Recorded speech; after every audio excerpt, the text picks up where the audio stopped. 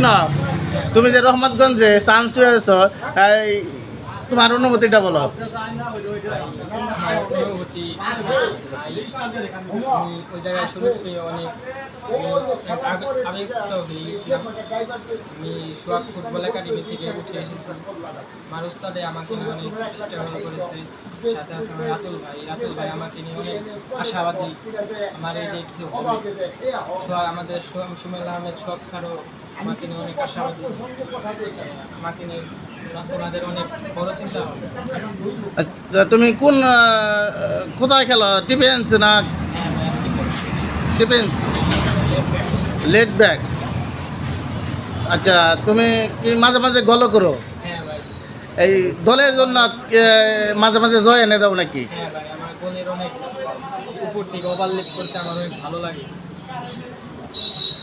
ধন্যবাদ সবাই। তোমার এই কৃষ্ণ কুমারকে আমাদের আসলে পোটালবাসী গর্বিত। এই রহমতগঞ্জে প্রিমিয়ার লিগে চান্স পেয়ে এই পোটালবাসী গর্বিত। সবাই এই প্রীতমের জন্য দোয়া করবেন।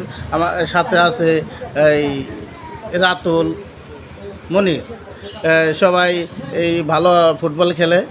এই সবাই তাদের জন্য দোয়া করবেন। তারাও জানি ভালো ভালো প্রিমিয়ার লিগে চান্স পায় এবং আমাদের মানিকগঞ্জ, লিমবাড়ি, পোটাইল্যান্ডের জন্য সুনাম বয়ে আনতে পারে।